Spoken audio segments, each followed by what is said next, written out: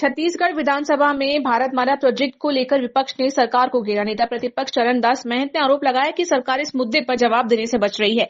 उन्होंने कहा कि ये परियोजना पूरी तरह से केंद्र सरकार के अधीन है, इसलिए इसकी सीबीआई जांच होनी चाहिए। महंत ने विधानसभा अध्यक्ष से जांच समिति बनाने की मांग की, लेकिन सरकार ने इस पर कोई भी प्रतिक्रिया नहीं दी। असंतुष्ट विपक्ष ने सदन से वॉकआउट किया और चेतावनी दी कि यदि जांच नहीं हुई तो वे हाई कोर्ट जाएंगे। एक बहुप्रतीक्षित प्रश्न था।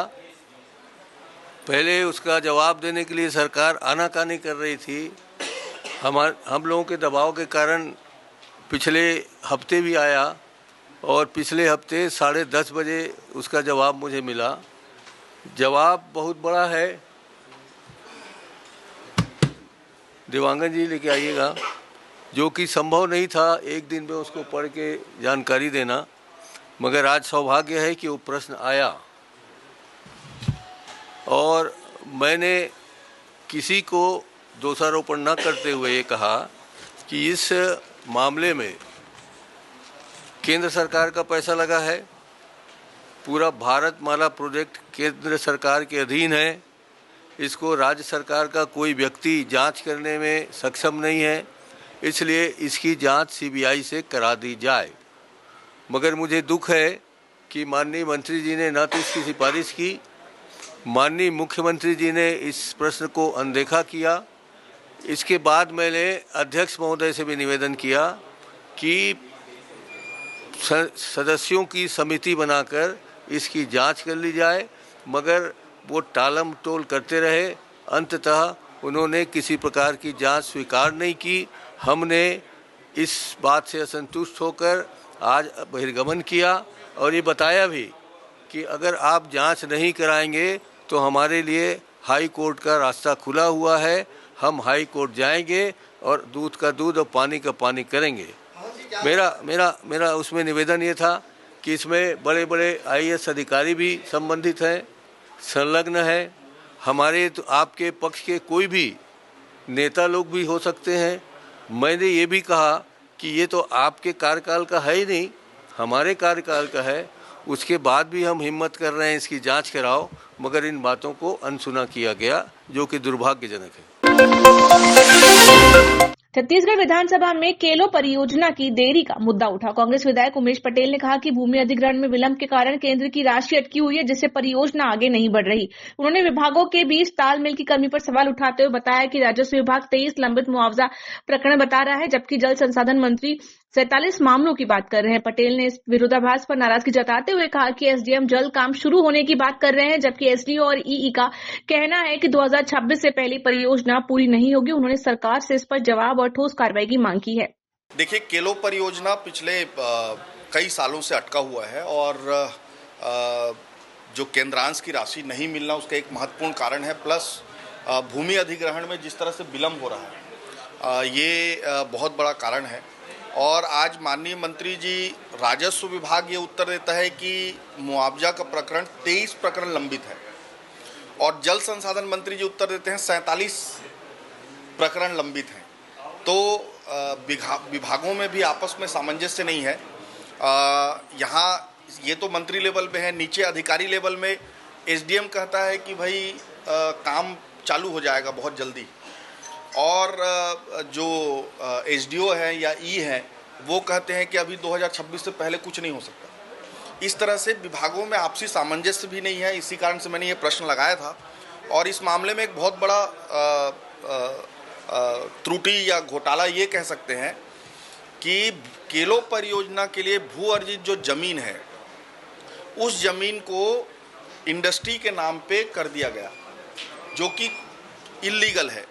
राजस्व विभाग में एक समिति है, उस समिति की अध्यक्षता स्वयं राजस्व मंत्री करते हैं, और जब तक वहाँ से अनुमति ना हो तब तक आप किसी भी भू अर्जित जमीन को किसी और के नाम पे नहीं कर सकते। लेकिन रायगढ़ में केलो परियोजना से भू अर्जित जमीन जो जोरापाली में खसरा नंबर, आप चाहेंगे तो मैं खसरा नंबर भी दे दूंगा, और उस खसरा नंबर को जिंदल स्टील प्लांट के नाम से कर दिया गया।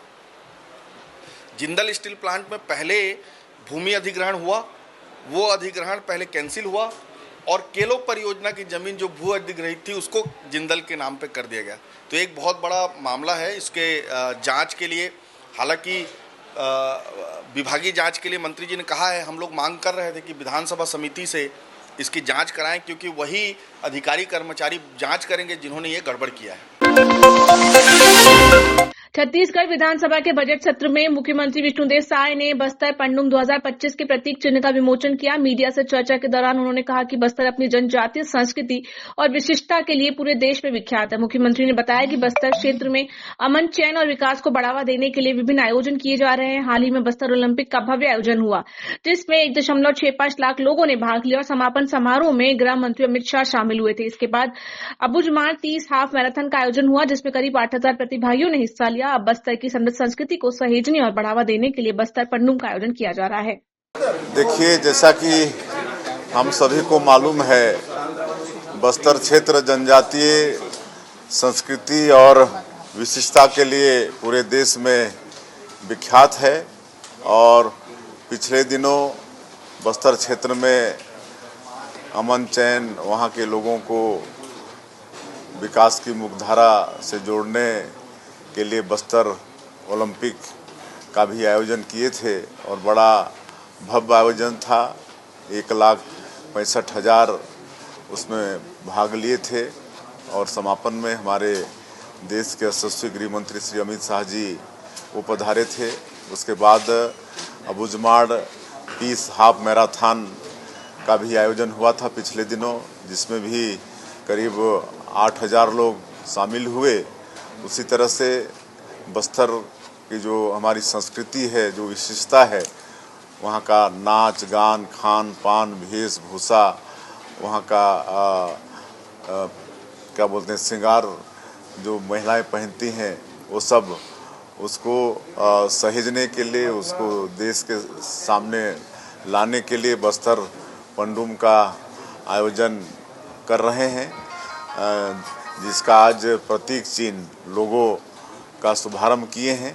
और इस अवसर पर हमारे प्रदेश के दोनों डिप्टी सीएम श्री अरुण साव जी, श्री विजय शर्मा जी, हमारे मंत्री केदार कश्यप जी, हमारे प्रदेश के अध्यक्ष किरण देव जी, राम विचार नेताम जी, हमारे विधायक विनायक गोयल जी और हमारे विभाग के लता उसेंडी जी और विभाग के हमारे सेक्रेटरी अलबगन जी और सभी अधिकारी की उपस्थिति में ये प्रतीक चिन्ह का हम लोगों ने विमोचन किया है। साथ में एक बुकलेट का भी विमोचन किया है और आज से ही ये बस्तर पंडुम का शुभारंभ हो रहा है। पहले ब्लॉक स्तर में होगा, करीब 32 ब्लॉक में इसका आयोजन होगा, फिर जिला स्तर में होगा, फिर संभाग स्तर में दंतेवाड़ा में इसका समापन करेंगे और निश्चित रूप से ये बस्तर पंडुम बस्तर क्षेत्र में अमन